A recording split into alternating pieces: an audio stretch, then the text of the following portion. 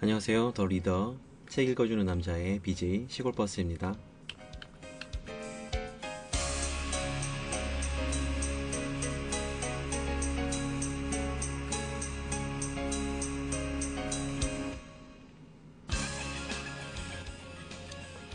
네, 오늘은 주홍색 연구 그 세 번째 시간입니다. 오늘 읽어드릴 부분은 네 번째 챕터인 존 랜스의 증언과 다섯 번째 챕터인 광고를 보고 온 손님. 시간이 조금 더 허락된다면 여섯 번째 챕터까지 읽어드릴 예정입니다. 네, 그럼 시작해볼까요?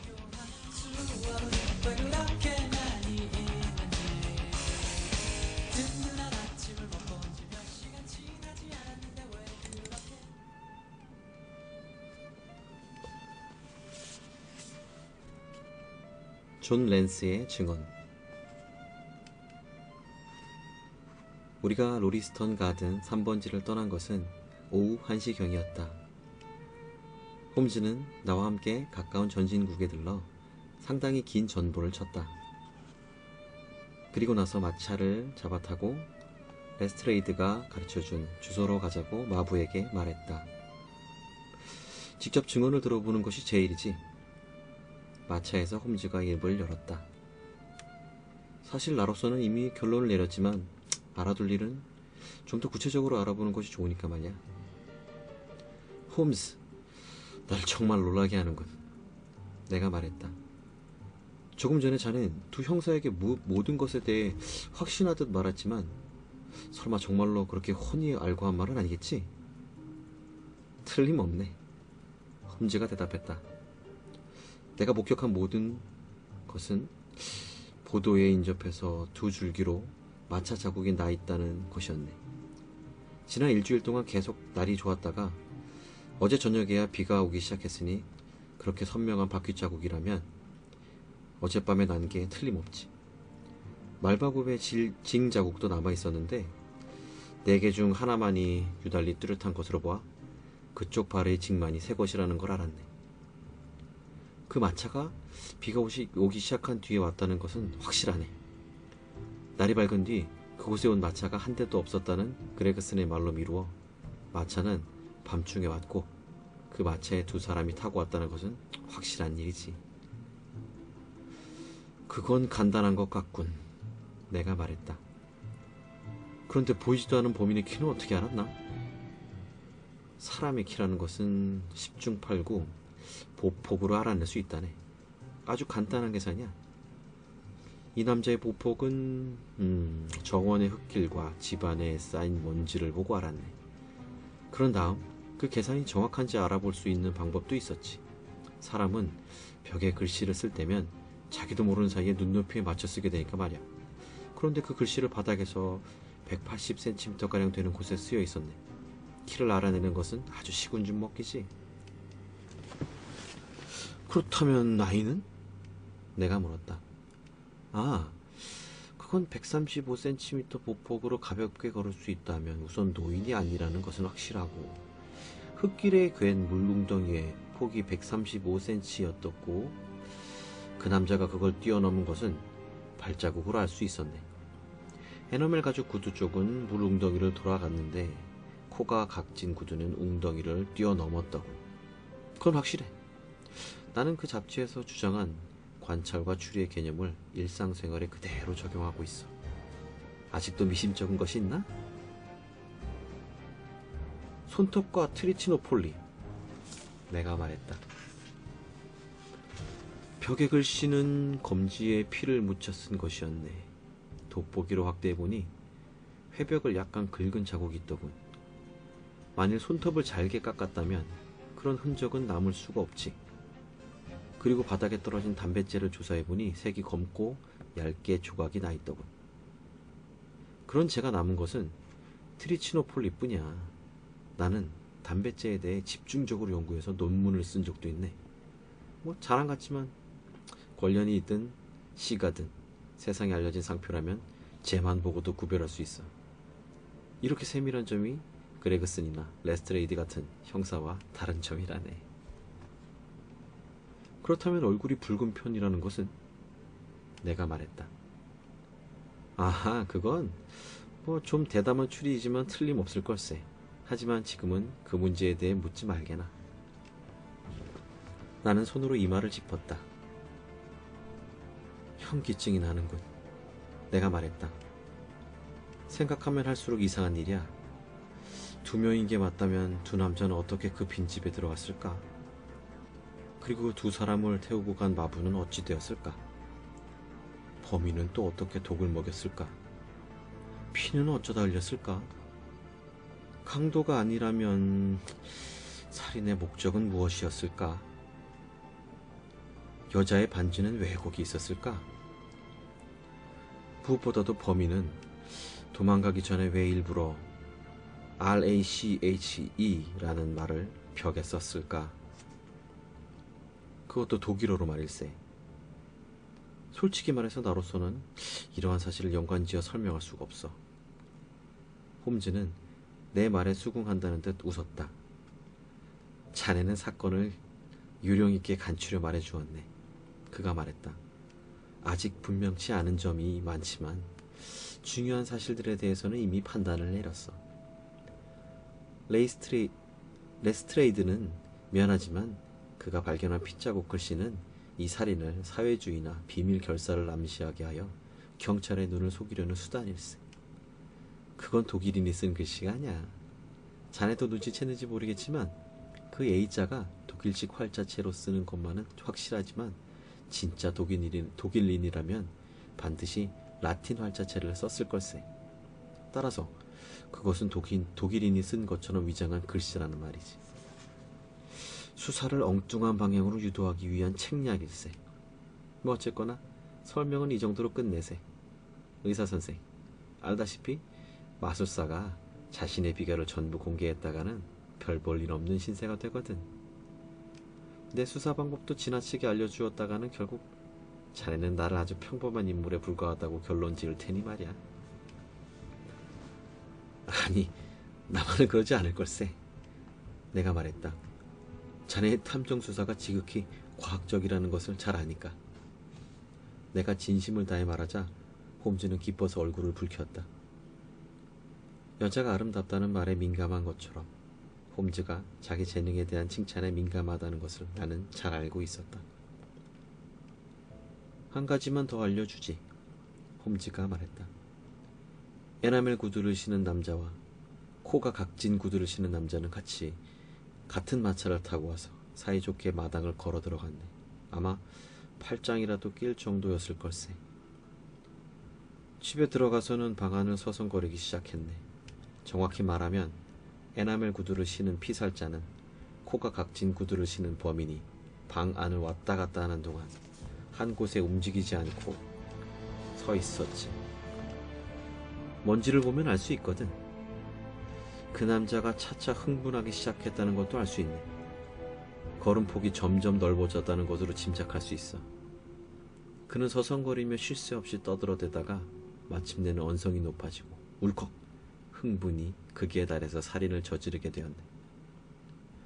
이상으로 지금까지 한 사실은 모두 자네에게 이야기한 셈이고 나머지는 추측에 지나지 않네. 조사를 시작하는 데 필요한 단서는 그런 대로 갖추어진 거야. 서둘러야 해. 오늘 오후 할레 콘서트에 가서 노르만 네루다의 연주를 듣고 싶으니까 말이야. 우리가 이야기를 나누는 동안 마차는 계속해서 지저분한 거리를 달리고 있었는데 유별나게 더러운 골목이 보이는 곳에서 마부가 마차를 세웠다. 저기가 오들리코트입니다. 벽돌담 사이로 뚫린 골목길을 가리키며 그가 말했다. 돌아오실 때까지 여기서 기다리겠습니다. 오들리코트는 그리 매력적인 동네가 아니었다. 좁은 골목 안으로 들어서자 판석을 깐 네모난 공터가 나왔다.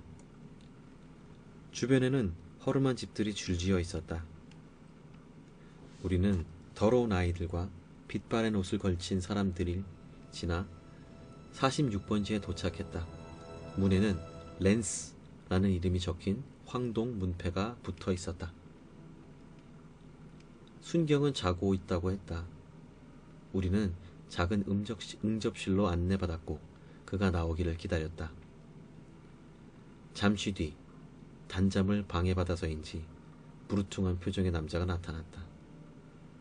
그 사건에 관한 것이라면 이미 서에 보고했는데요. 남자가 말했다. 홈즈는 주머니에서 하프 소버린을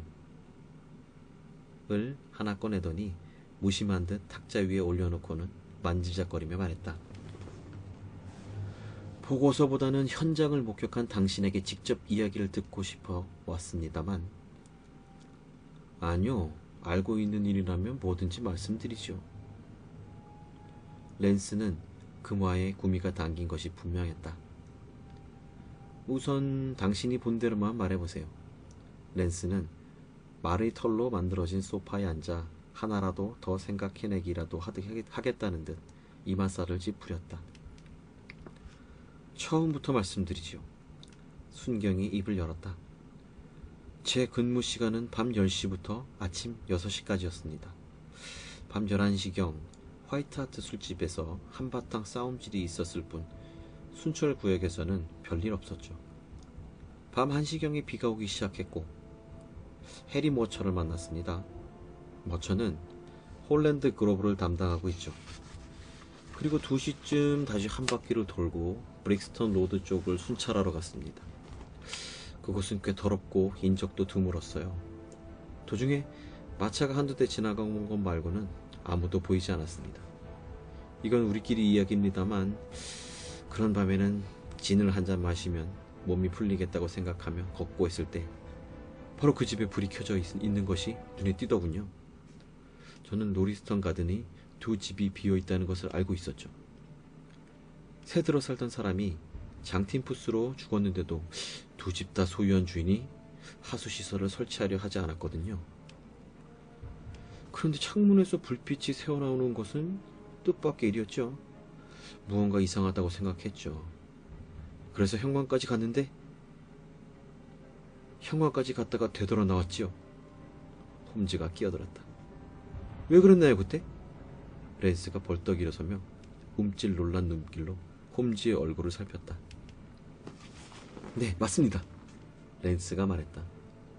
그런데 그걸 어떻게 아셨죠? 아무한테도 말하지 않았는데. 실은 현관까지 가서 보니 쥐죽은 듯 집안이 조용해서 기분이 나빴습니다. 그래서 누군가 함께 들어갈 사람을 찾으러 길가로 다시 나왔던 거죠. 살아있는 인간이라면 어떤 자든 겁낼 거 없지만 장티푸스로 죽은 사람이 자신을 죽인 하수시설을 살펴보러 왔을지도 모른다는 생각이 들지 뭡니까? 그런 생각을 하니 섬뜩하더군요. 그래서 다시 대문까지 나와 머처의 랜턴 불빛이 보이는지 확인했는데 아무도 보이지 않더군요. 그래, 길에 아무도 없었다는 거죠. 사람은커녕 개 한 마리도 보이지 않았습니다. 별 수 없이 다시 현관 쪽으로 가서 문을 열었죠. 인기척은 없더군요. 그래서 불빛이 보이는 방으로 살금살금 다가갔습니다. 벽난로 선반 위에는 빨간 양초에 불이 켜져 있었고 바닥에는 그만. 당신이 무엇을 보았는지 우리도 알고 있습니다. 당신은 방 안에서 여러 차례 맴돌았습니다. 시체 옆에서 무릎을 꿇고 있다가 방에서 나와 부엌문이 열리는지 밀어보았겠죠. 그러고는 존 랜스는 놀란 얼굴로 벌떡 일어나 홈즈를 의심스러운 눈초리로 바라봤다. 어딘가에 숨어 제 행동을 모두 지켜본 게 틀림없군요. 순경이 외쳤다. 제가 보기에 당신은 알아야 할 이상의 것들을 알고 있어요. 홈즈는 웃으며 랜스에게 명함을 던져주고 말했다. 나를 범인으로 체포할 생각은 말아요. 홈즈가 말했다. 나는 사냥개지 늑대가 아닙니다. 그 점은 레스트레이드나 그렉슨 경위에게 물어보시면 됩니다. 그래, 그 다음엔 어떻게 했죠? 랜스는 다시 자리에 앉았지만 귀신이 고칼 노릇이라는 표정이 되어 있었다. 저는 대문으로 나가 호루라기를 불었습니다. 그러자 머처와 다른 순경 둘이 현장을 달려왔죠. 그때에도 길에 아무도 보이지 않았습니까? 예, 아무도. 도움이 될 만한 사람은 없었습니다. 그게 무슨 뜻인가요? 순경이 씨 웃었다. 제 근무 시간에 술 취한 사람을 많이 보는 편이지만 그렇게 골아떨어진 주정뱅이는 처음 봤습니다. 제가 호루라기를 부르러 나갔을 때 그자는 대문 근처에 있었죠. 난간에 기대서 컬럼바인의 성조기인지 뭔지 하는 노래를 부르고 있었습니다. 흐느적거리는 봄이 도저히 도움을 청할 만한 얼굴이 아니었죠. 어떤 사람이던가요? 셜록 홈즈가 물었다. 랜스는 별 쓸데없는 것도 다 물어본다는 얼굴로 퉁명스럽게 대꾸했다. 하여간 형편없는 주쟁병이었다니까요. 그때 그런 일만 없었다면 유치장에 처박았을 겁니다. 얼굴이나 복장을 살펴보지 않았습니까? 홈즈가 참지 못하고 끼어들었다. 그야 안 볼 수 없었죠. 달려온 동료와 함께 안아 일으켰으니까요. 저와 제가 말입니다. 키가 큰 편이고 얼굴은 붉은 편인데 얼굴 아래쪽은 머플러로 가려져 있어서 네, 그거면 충분합니다. 홈즈가 외쳤다. 그래, 그 남자는 어떻게 되었나요? 급한국에 그런 사람을 돌볼 겨를이 있었겠습니까? 순경이 화가 난 목소리로 말했다. 없어진 걸 보면 집으로 돌아갔겠죠 뭐. 복장은 갈색 코트를 입고 있었습니다. 손에 마부용 채찍을 들고 있었을 텐데. 채찍? 아니요. 어디다 놓고 왔군. 홈즈가 중얼거렸다. 그 뒤에 마차를 보거나 마차 소리를 듣지 못했나요? 예. 자, 받으십시오. 홈즈는 하프 소버린을 건네주고는 자리에서 일어나 모자를 썼다. 랜스 씨, 유감스럽지만 당신은 승진하기 어렵겠습니다. 머리가 장신물이 아닌 이상 써먹어야 할 게 아닙니까? 당신은 간밤에 진급할 기회를 놓쳤어요. 당신이 안아 일으킨 그 남자야말로 사건의 열쇠를 쥔 인물이고 우리가 찾는 인물입니다. 이제 와서 말해봐야 소용없지만 의사 양반, 우리는 이만 가보세. 우리는 눈만 끔뻑이고 있는 정보원을 남겨둔 채 마차 쪽으로 걸음을 옮겼다. 바보 같은 사람이야. 마차를 타고 하숙집으로 향하면서 홈즈가 눈살을 찌푸리며 말했다. 그렇게 좋은 기회를 잡았는데 그걸 놓치다니. 나로서는 납득이 안 가는 점이 있네. 순경이 말한 그 사람의 모습이 용의자에 대한 자네 생각과 일치하는 건 사실이지만 일단 도망갔으면 그만이지 왜 다시 돌아왔을까? 범인이라면 그러지 않잖아. 반지야. 그 남자는 반지 때문에 돌아온 게 분명하네. 그 남자를 달리 붙잡지 못하더라도 반지로 낚을 수는 있을 것 같네. 나는 그를 틀림없이 붙잡는다는 쪽에 2배를 걸지. 이번 일은 자네에게 감사를 해야겠어. 자네가 아니었다면 나는 개입하지 않았을지도 모르네. 그리고 지금까지의 그 어느 것보다 흥미진진한 연구 기회를 놓쳤을 거야. 그래, 이번 사건을 주홍색 연구라고 부를까 하네. 우리라고 예술적 용어를 쓰지 말라는 법은 없으니. 빛깔 없는 삶의 실타래 속으로 주홍색 살인의 실이 엉켜져 있어. 우리는 그것을 풀어헤치고 가려내는 한 올도 남김없이 드러내는 작업이라네. 왓슨. 자, 그럼 가볍게 식사를 하고 노르만 네르다 여사의 연주나 들어갈까? 그녀의 연주는 기가 막히지. 그녀가 몹시 웅장하게 연주하는 쇼팽 곡이 그게 뭐였지? 트랄랄랄라 리라레이? 아마추어 탐정이 마차의 등받이에 기대어 종달새처럼 지저귀는 동안 나는 인간 정신의 다양한 측면에 대해 깊은 생각에 잠겼다.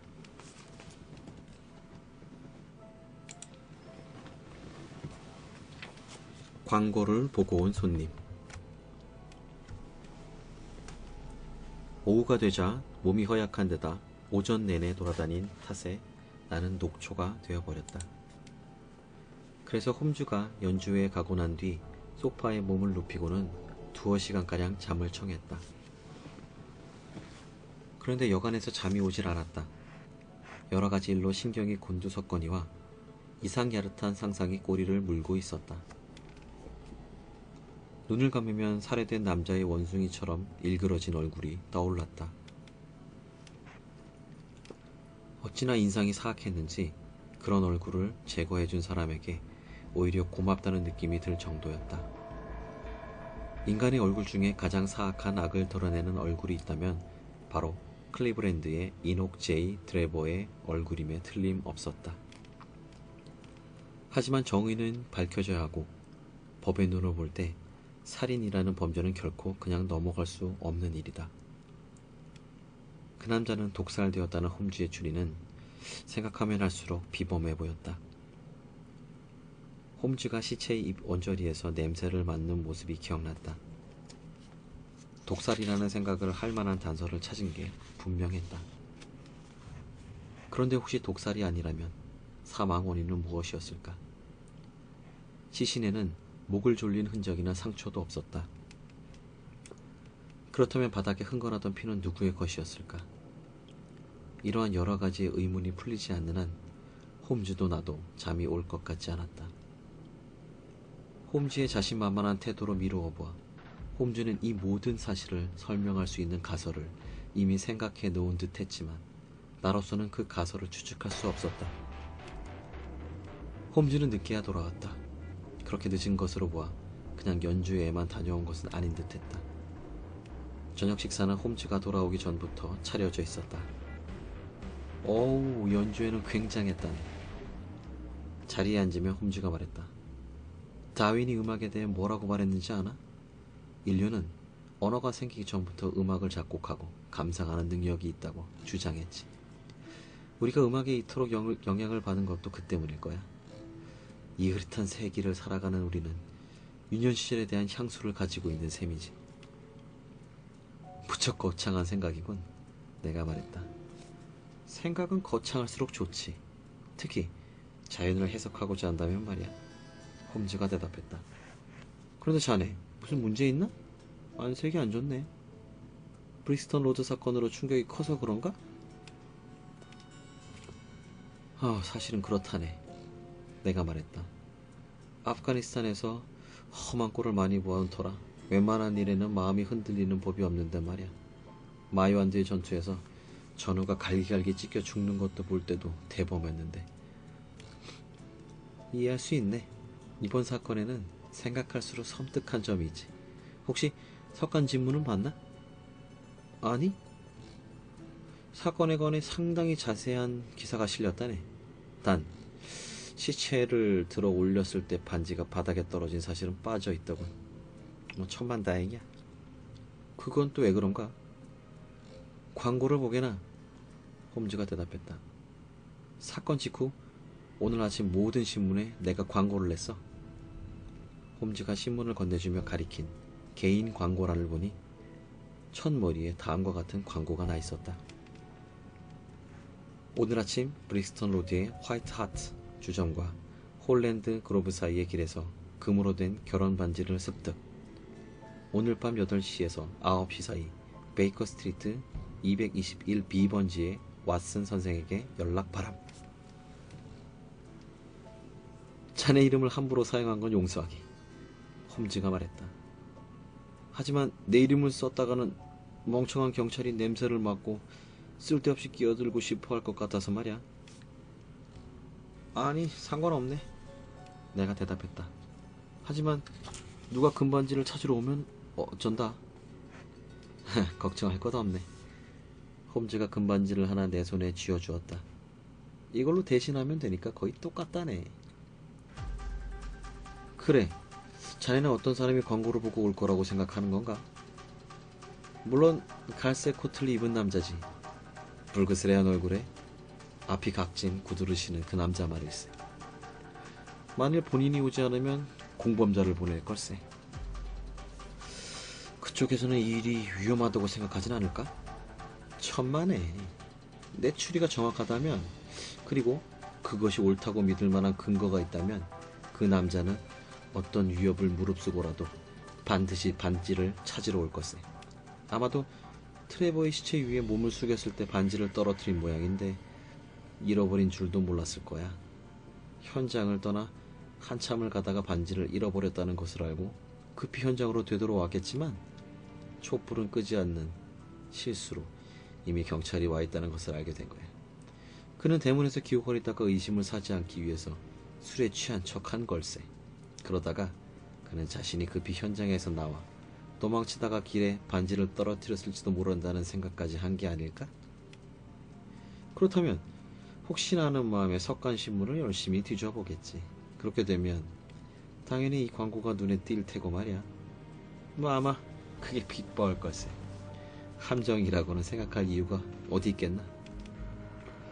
길에서 주운 반지를 살인과 연관을 지을 사람은 없을 테니까 말이야.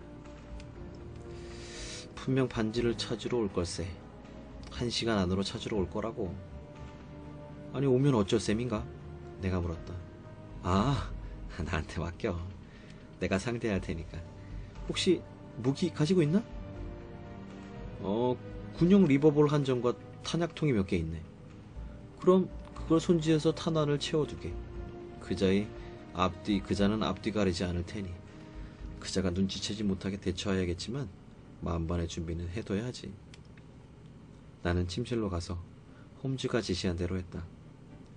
총을 가지고 돌아와 보니 식탁 위는 말끔히 정돈되어 있고 홈즈는 바이올린 선율에 심취해 있었다. 사건이 점점 흥미로워지는군. 내가 거실로 들어서자 홈즈가 말했다. 지금 막 미국에서 전보의 회신이 왔네. 내 판단이 틀림없었어. 어떤 판단? 바이올린 줄을 좀 갈아야겠어. 그가 말했다. 총은 보이지 않게 간수하게. 뒷일은 나에게 맡기고 그자가 나타나더라도 태연하게 이야기하게나. 얼굴을 자세히 살펴보거나 해서 상대방에게 불안감을 주었다가는 눈치를 챌지도 모르니 주의하게. 이제 8시라네. 내가 시계를 보고 말했다. 이제 곧 나타날 걸세. 살짝 문을 열어놔. 그 정도면 됐네. 열쇠는 열쇠 구멍에 꽂아 놓아주게. 고맙네. 이건 좀 특이한 고서인데 어제 서점에서 구했네. 국제법이라는 책인데 1642년 롤랜드의 리에주에서 라틴어로 발행된 거야. 찰스 1세의 머리가 아직 어깨 위에 붙어 있었을 때 이 갈색 정장의 책이 나왔네. 출판인은 누구야? 필리프 드크로이. 이 사람이 누군지는 잘 모르겠군. 겉장과 속표지 사이의 헛장에 구리올미 휘태의 장서라고 빛바랜 잉크로 쓰여있어. 윌리엄 화이트는 누군지 모르겠군. 필체에 법률가 내음이 묻어나는 걸로 봐서 17세기 실용주의 법률가인 것 같기도 해. 마침내 반가운 손님이 온 모양이네. 현관 쪽에서 초인종이 울렸다. 홈즈가 조용히 일어나 자기 의자를 문 쪽으로 옮겼다. 하인이 현관으로 나가 문을 여는 기척이 들렸다. 여기가 왓슨 선생님이 묵는 하숙집이요? 또렷하지만 쉰 목소리가 들렸다. 하인의 대답은 들리지 않았지만 곧 계단을 올라오는 더디고 끄는 듯한 발소리가 들려왔다. 홈즈는 그 소리에 귀를 기울이고 있다가 순간 놀란 표정을 지었다. 발소리의 주인공은 천천히 복도를 걸어와 힘없이 문을 두들겼다. 들어오세요. 내가 외쳤다. 그런데 방에 들어온 사람은 우리가 예상한 우락부락한 남자가 아니라 주름투성이의 노파였다. 그녀는 방 안에 밝은 불빛에 눈이 부신 듯했다. 허리를 구부려 인사를 하고는 눈을 끔뻑거리며 우리를 보고 서 있다가 떨리는 손으로 주머니를 더듬거렸다.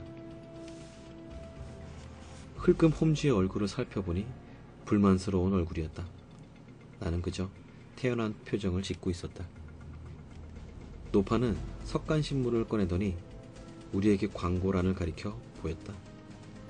저 신사분들, 나는 이 광고를 보고 찾아왔다오. 노파가 다시 몸을 숙여 인사하며 말했다. 브릭스턴 로드에서 주었다는 금반지 말이오. 실은 내 딸 셀리의 것이라오. 그 애는 작년에 결혼했는데 남편은 유니언호에서 여객 개원으로 일하고 있지요. 돌아와서 그 반지를 잃어버린 것을 알게 되면 사위가 어떤 난리를 칠지 모르오. 사위란 녀석은 워낙에 성질이 거친 데다가 술이라도 마시면 말도 못한다오. 그런데 어젯밤 딸아이가 서커스 구경을 간다고 나갔다가 그만. 아, 이 반지가 따님 것이라고요? 내가 반지를 내보이며 물었다. 맞아요. 오 하나님 감사합니다. 노파가 소리쳤다. 오늘 밤 우리 셀리가 무척 신이 나겠구려. 바로 그 반지라오. 주소가 어떻게 되십니까? 나는 연필을 손에 들고서 물었다. 하운즈 디치 덩컨 스트리트 13번지. 여기서 꽤 멀다오. 하운즈 디치에서 브릭스턴 로드를 거쳐 보러 갈 만한 서커스는 없었을 텐데요. 홈즈가 날카롭게 말했다. 노파는 붉게 충혈된 눈으로 홈즈를 노려보다가 대답했다. 이쪽 선생님이 물어본 건 내 주소였소. 셀리는 패컴 메이필드 플레이스 3번지에 새들어 살고 있지요. 할머니 성함은요? 내 이름은 소여. 딸은 셀리 데니스. 사위 이름은 톰 데니스라오. 배를 타면 똑똑하게 굴어 신용도 괜찮은 모양이지만 육지에 올라오면 여자들 하며 술집 하며. 자, 반지 받으십시오. 나는 홈즈의 눈짓에 따라 노파의 말을 막고 말했다. 따님의 것이 확실하군요. 주인을 찾아줄 수 있어 기쁩니다. 노파는 감사의 말을 입속에서 우물우물 하더니 반지를 챙겨놓고는 한쪽 발을 끌면서 방문을 나섰다. 홈즈는 방문이 닫히자 곧 자기 방으로 뛰어들어가더니 코트와 목도리를 걸치고 나왔다. 저 노파의 뒤를 밟아야겠네. 틀림없이 공범일 거야. 은신처를 알아내면 범인도 찾을 수 있겠지. 자네는 여기서 기다리고 있게나. 노파가 현관문을 닫는 소리가 들리자마자 홈즈가 뒤따라갔다. 창밖을 내보니 노파가 길 건너쪽으로 다리를 절룩이며 걷고 있었고 거리를 두고서 홈즈가 뒤를 밟고 있었다. 홈즈의 추론이 틀림없다면 곧 모든 수수께끼가 풀리겠군.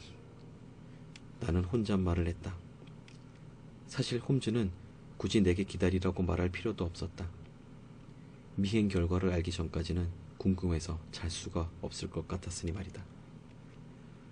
홈즈가 나간 것은 밤 9시경이었다. 언제 돌아올지 알 수 없는 일이었다. 나는 파이프로 담배 연기를 내뿜으며 앙리 미르제의 보헤미안의 생활을 뒤적였다. 10시가 지나니 잠자리에 드는 하녀의 발소리가 들렸고 11시에는 하숙집 주인이 침실로 가는 듯 당당한 발소리가 방 앞을 지나갔다. 그리고 자정이 돼서야 마침내 열쇠로 현관문 여는 소리가 들렸다. 홈즈가 들어오는 순간 표정을 보니 그의 미행이 뜻대로 되지 않았음을 짐작할 수 있었다. 홈즈는 우습다는 생각과 분하다는 생각이 한동안 뒤범벅이 되는 표정을 짓더니 이내 전자로 마음을 돌린 듯 낄낄 소리를 내어 웃었다. 런던 경찰국이 절대 이 사실을 알지 못하게 해야겠어. 의자에 털썩 앉으며 홈즈가 말했다. 그동안 내가 줄곧 그들을 놀려댔으니 이제와서 이런 결과를 알려줘서는 안 되지.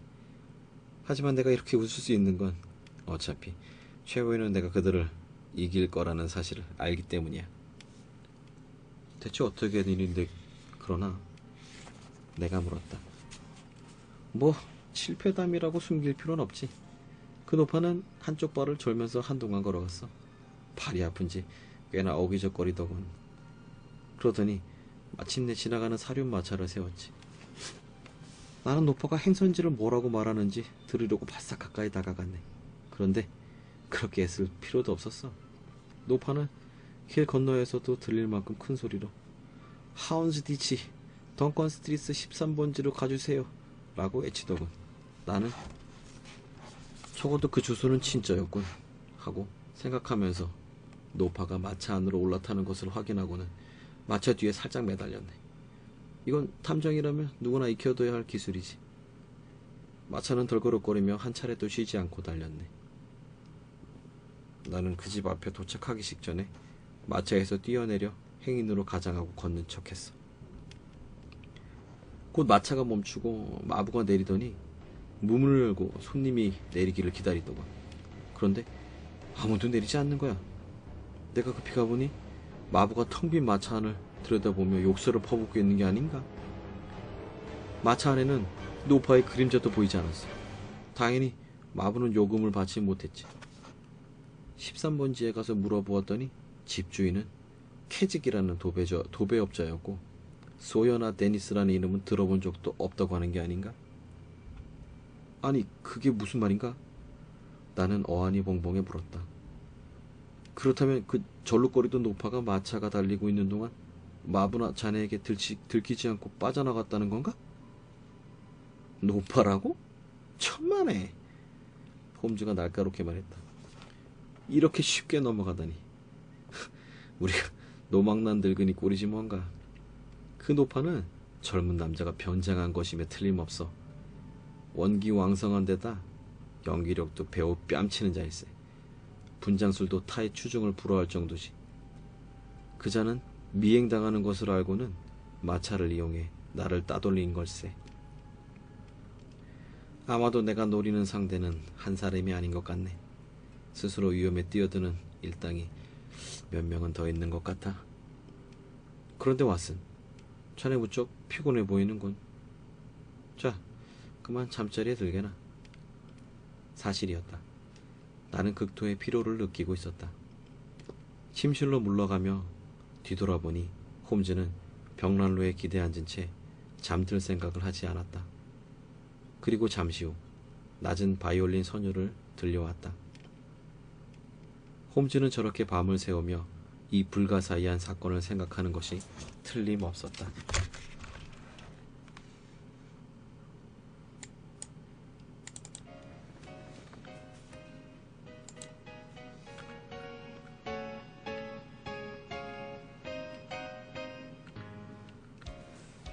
네, 오늘은 여기까지 읽어드리도록 하겠습니다. 다음 시간에 6번째 챕터부터 읽어드릴게요. 그러면 다음에 또 봐요.